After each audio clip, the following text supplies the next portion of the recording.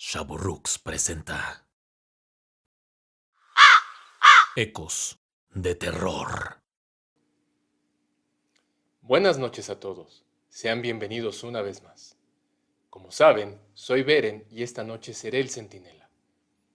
Ivonne y yo les traemos un episodio muy interesante. ¿Verdad, Ivonne? Sí, opino lo mismo. La verdad es que queremos que escuchen los 4 relatos que preparamos para ustedes, si es que se atreven. En fin, no queda más que decir que la noche se avecina y comienza mi guardia. Esto es Ecos de Terror.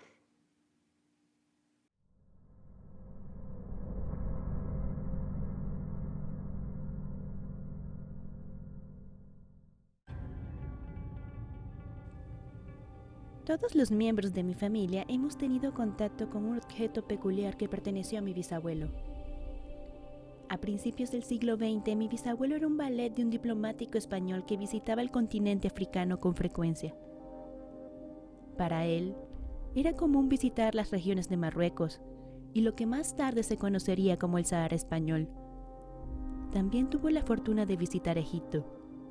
Fue en el Cairo donde mi abuelo consiguió un bonito reloj de arena, tallado en madera y con grabados que nunca pudimos descifrar. El reloj era más bien decorativo, y mi bisabuelo nunca pensó en usarlo para algún otro propósito. Así pues, su primer destino fue el escritorio de mi bisabuelo, quien lo tenía de adorno, como una muestra más de los múltiples viajes que hizo. La Primera Guerra Mundial llevó a mi familia a emigrar al continente americano, en el cual mi abuelo y sus hermanos nacieron en diferentes países, producto de un lento recorrido que los llevó a su residencia final, México, una vez que la Revolución Mexicana llegó a su término. De entre las pocas pertenencias que la familia trajo consigo, se encontraba el reloj del bisabuelo, que en esta ocasión ocupó una repisa en la estancia de la casa y por tanto estaba mucho más accesible para todos. La hermana más pequeña de mi abuelo, Alicia, fue la primera en tener la experiencia con el reloj. Estuvo jugando con este, girándolo hasta que agotaba la arena de un lado, para hacer lo mismo con el otro. Nada inusual hasta aquí, salvo que por la noche la pequeña Alicia despertó gritando, asegurando que una criatura alada, oscura, como una sombra, tocaba en su ventana. No había modo de relacionar al reloj con lo que en ese momento se atribuía a la pesadilla de una niña. Mi abuelo y sus hermanos, varones, jugaban con el reloj y parecían no tener problema alguno. Siempre que Alicia jugaba con el reloj tenía la misma pesadilla, aunque Alicia juraba que más bien sucedía sin que ella durmiera, que la criatura simplemente aparecía de pronto por la noche tocando su ventana y que eran los demás que creían que estaba dormida.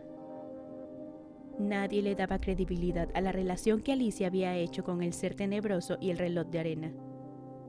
Su madre, Aranza, mi bisabuela, quiso hacer la prueba después de escuchar a Alicia culpar al reloj, prueba que se materializó cuando por la noche mi bisabuela exclamó nerviosa haber visto una sombra alada en la ventana.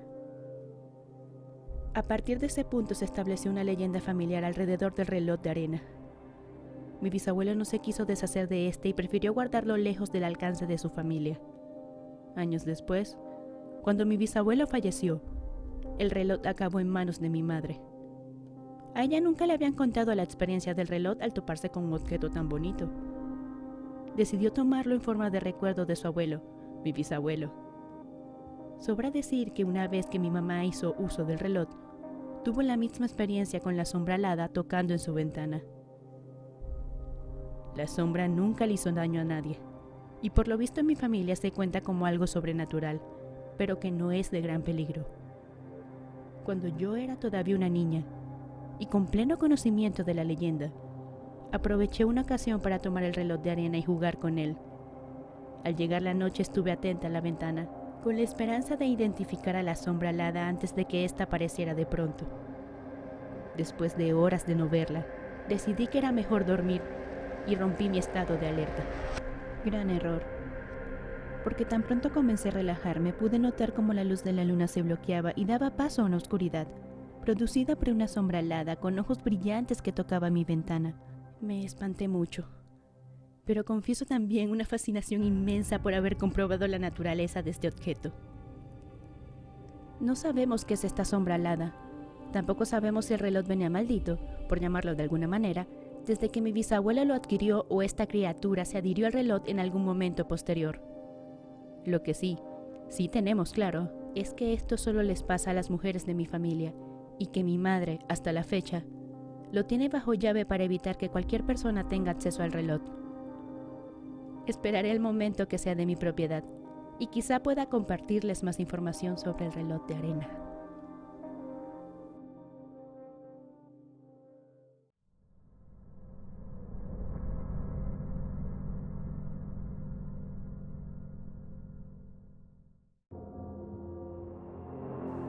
Hace tiempo, uno de mis amigos les compartió un relato acerca de su experiencia con una niña fantasma en sus oficinas de Reforma. En este, les dijo que una historia que lo tenía aterrado en ese momento era la del maniquí maldito de Reforma. Esto que voy a compartirles es justamente esa experiencia que yo viví. Durante 2019, yo trabajaba en la zona de Reforma de la Ciudad de México. Como varios empleadas y empleados de oficina de Ciudad de México, mis horarios eran variables y en ocasiones podía salir muy tarde. Lo que yo hacía habitualmente al salir era caminar a una de las 2 estaciones del metro que están cerca del edificio donde trabajaba, la estación Chapultepec y la estación Sevilla. Dependiendo de la hora, elegía una u otra, porque aunque Sevilla estaba ligeramente más lejos, me parecía más seguro caminar hacia allá si mi hora de salida era más tarde.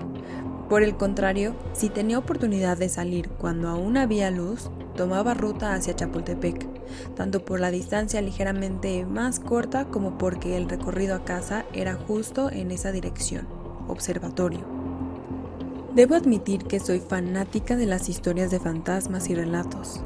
Esa afición empezó más o menos por esas épocas, escuchando diferentes podcasts y emisiones en mis ratos libres y también en mis recorridos de regreso a casa al salir de la oficina. A pesar de mi afición, el haber tenido esta experiencia sigue siendo para mí lo más intenso y escalofriante que he vivido. Salí del trabajo tarde, hacia las 10 de la noche. Estaba de muy mal humor por el estrés y el cansancio y el estúpido de mi jefe, por lo que andaba en lo que yo llamo piloto automático, para referirme a ese estado en el que no pongo mucha atención a las cosas y solo me dejo guiar por el instinto.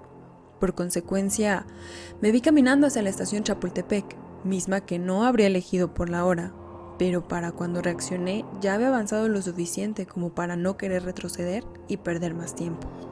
Casi siempre evitaba caminar por la lateral de Reforma, pues tiene tramos que luego no están muy bien iluminados, pero en esta ocasión casi toda la zona cercana a la Torre Mayor y el Hotel Four Seasons estaba casi en total oscuridad, salvo por la luz que emana de la Suavicrema, o bueno, la estela de luz, y algunos comercios aledaños.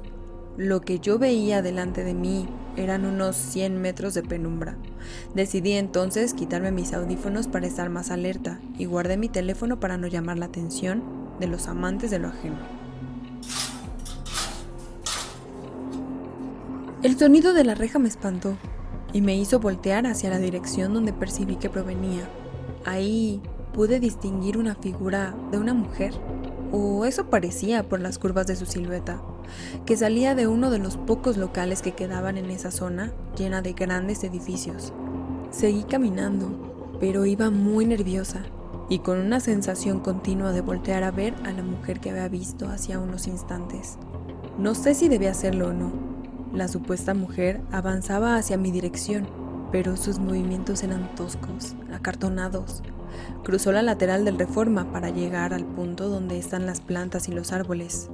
Yo seguí avanzando, pero manteniendo la vista hacia su dirección, para asegurarme que no me tomara por sorpresa. De repente, todo se salió de control, cuando de entre las plantas salieron corriendo 2 personas, que supongo eran indigentes que dormían ahí, despavoridos y gritando. Fue el miedo de estos 2 individuos el que me hizo salir corriendo también, pero volteaba constantemente hacia atrás. Podía notar la figura caminando hacia la misma dirección que yo iba, entre las plantas. Debido a la pobre iluminación que ya les había explicado, lo que yo podía ver se limitaba a la luz de los autos que pasaban por Reforma o un par de unidades de Metrobús que pasaron en lo que yo corría. Mi alma descansó un poco cuando vi cómo la figura regresaba a la lateral y lo último que noté fue cómo entraba a una de las alcantarillas. Sí, una alcantarilla. Como pude llegué al metro y luego a mi casa. Todavía muy asustada le conté lo sucedido a mi familia. Mi hermana, que también es fanática del terror, se puso a investigar rápidamente sobre lo que me había pasado y me dijo que probablemente se trataba del maniquí que recorre Reforma. Resulta que en otros canales y podcasts se han contado historias de un maniquí maldito que acecha la zona. Yo no estoy segura de si se trata de lo mismo y en realidad tampoco tengo claro qué es exactamente lo que yo viví. Sin embargo, el terror que sentí al ver esa figura perseguirme, el ver huir a los indigentes cuando se les acercó y sobre todo el que me siguiera hasta entrar a una alcantarilla, es algo que hasta el momento no puedo explicar. Si quieren un consejo, eviten caminar por la zona de Reforma entre la Diana y la Torre Mayor por las noches, a menos claro que quieran que este ser extraño se tope con ustedes.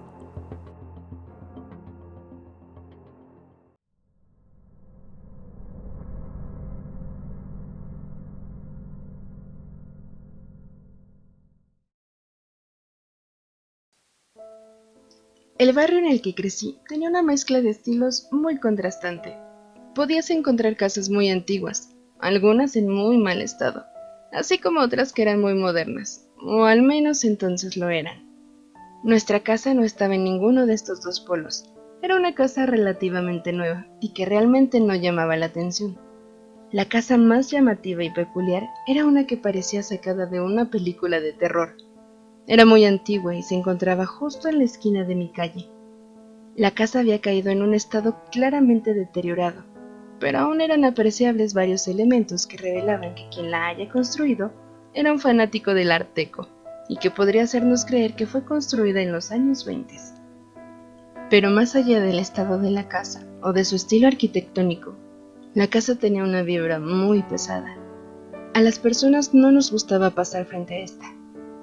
Casi todos los niños del barrio decíamos sentir un frío inusual y una mirada desde el interior, como si alguien nos observara desde sus ventanales y tras las cortinas.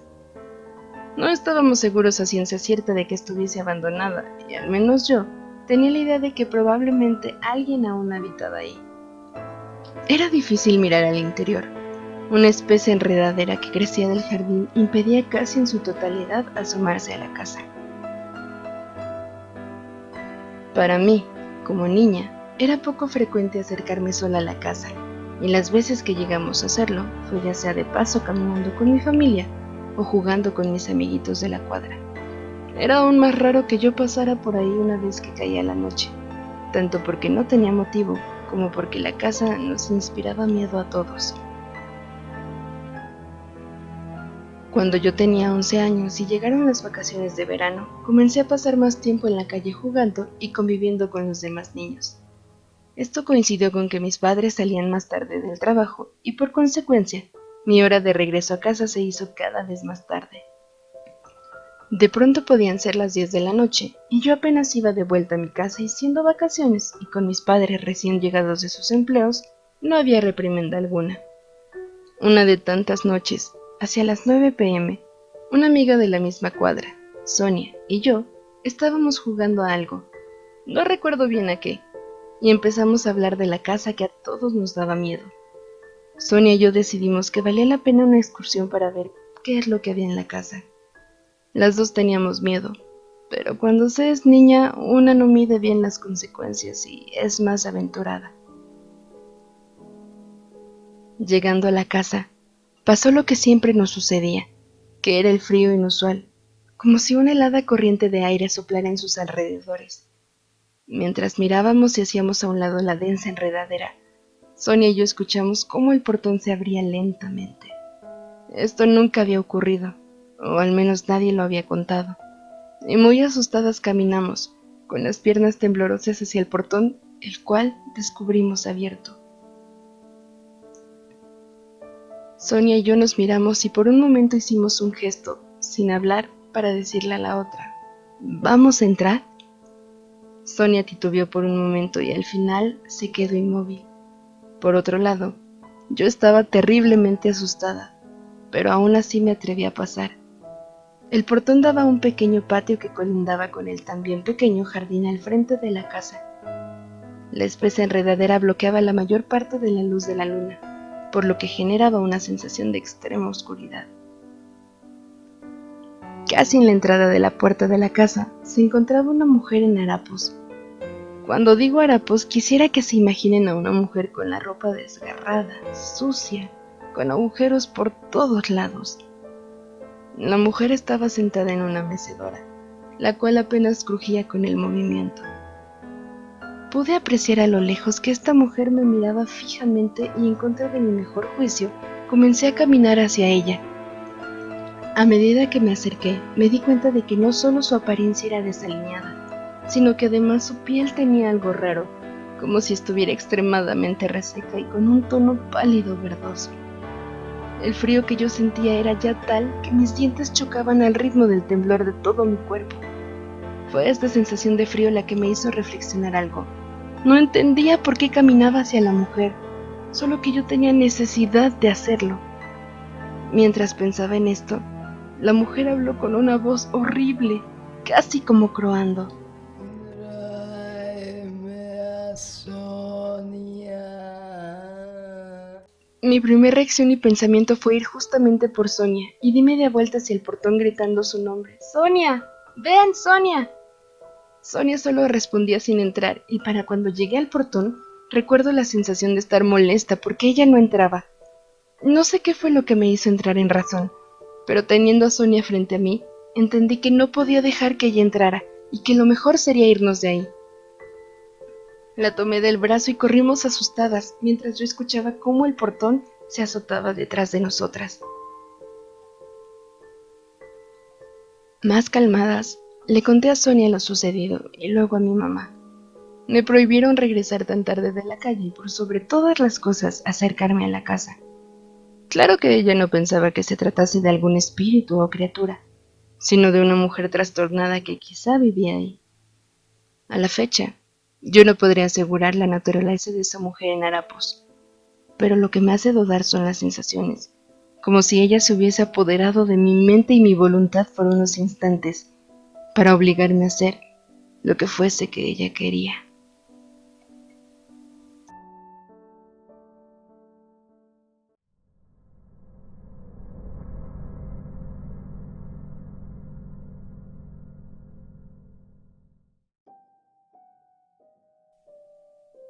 Siempre me ha gustado el mochilazo, el conocer pequeñas poblaciones y sobre todo, acampar. La sensación de libertad, de estar en contacto con la tierra y mirar a las estrellas por la noche, me hace inmensamente feliz. Con esta filosofía y con muchas expectativas, es que decidí realizar un viaje al hermoso y místico estado de Oaxaca. Después de visitar varios pueblos, llegué finalmente a Mazunte, un lugar que ha ganado reconocimiento turístico en los últimos años, pero que afortunadamente aún conserva algo de su esencia tradicional y relajada. Hay infinidad de playas vírgenes y espacios lejos de los visitantes típicos y que ofrecen una alternativa más adecuada para la gente como yo que quiere estar en contacto con la verdadera naturaleza. Pude ubicar un lugar ideal para mí en una playa suficientemente distante y recluida de los lugares más visitados. Preparé una fogata y levanté mi tienda para pasar la noche. Pude escuchar el mar y apreciar la belleza del firmamento plagado de estrellas. Estaba en paz conmigo y con el universo, y mientras meditaba pude notar una pequeña luz en la distancia que se movía lentamente. Tengo muchos años en esto, y estaba casi seguro de que se trataba de una persona sosteniendo una antorcha y caminando. Pude apreciar que se dirigía hacia una pequeña elevación rodeada de maleza en las orillas de la playa. Una vez que la luz desapareció, decidí que era momento de dormir. Apagué la fogata y me metí en mi tienda. Extrañamente, ¿no me pasa con frecuencia? Esa noche tuve pesadillas. No recuerdo el detalle, pero tengo clara memoria de soñar que me tomaban por el cuello y me intentaban asfixiar. A la mañana siguiente, al salir de mi tienda pude reconocer en el área pisadas alrededor de la fogata, pisadas que no eran mías, así como algo que parecían ser trazos de símbolos alrededor de mi tienda, igualmente dibujados en la arena.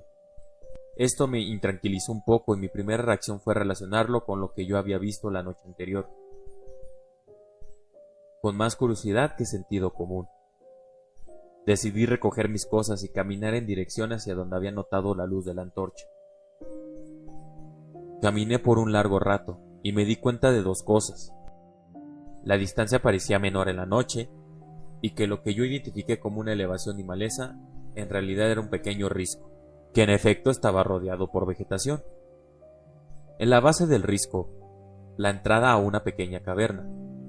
Las huellas en la arena delataban que había sido visitado recientemente, pues seguían siendo distinguibles. Avancé unos metros en la caverna y comencé a sentirme incómodo. La piel se me erizaba y tenía un nerviosismo no característico en mí. Saqué una pequeña linterna e iluminé las paredes de la caverna. En estas se encontraban varios símbolos extraños, símbolos que podía reconocer por los mismos que habían aparecido alrededor de mi tienda por la mañana. Atemorizado, decidí dejar la caverna y buscar otro lugar para pasar el día y la noche. Caminé en sentido opuesto hacia el primer lugar donde estuve y traté de alejarme lo más posible de la caverna. Puse de nuevo mi tienda y me refugié en ella por un rato, para descansar del trayecto y del sol. Hacia el atardecer, llegaron a mi ubicación un par de policías federales quienes me despertaron. Me preguntaron quién era y me pidieron mi identificación. Una vez que les expliqué quién era y de lo que hacía ahí, me recomendaron que no acampara en esa zona, que era peligroso. Al preguntarles sobre lo que era peligroso, mencionaron las cosas habituales, el crimen organizado y los ajustes de cuentas. Sin embargo, uno de ellos se atrevió a más y me dijo: además, hay quienes dicen que por aquí hay chamanes. Chamanes que no son amigables y de quienes es mejor tener cuidado.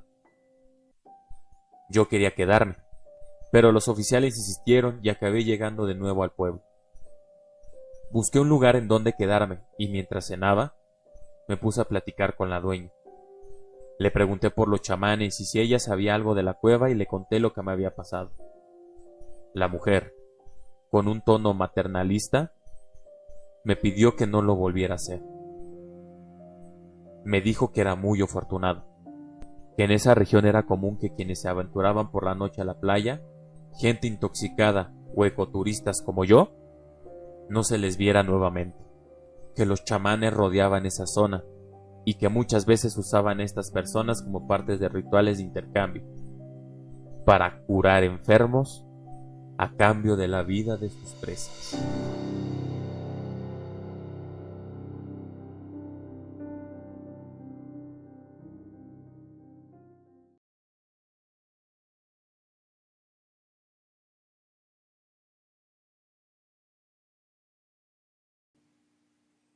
Siempre es gratificante que lleguen al final de nuestro recorrido.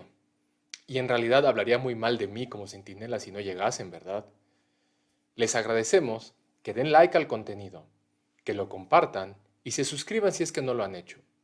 También los invitamos a que nos envíen sus relatos. Será un placer presentarlos aquí. Pero bueno, es hora de dejarlos descansar y decir, pasen una buena noche. Hasta luego.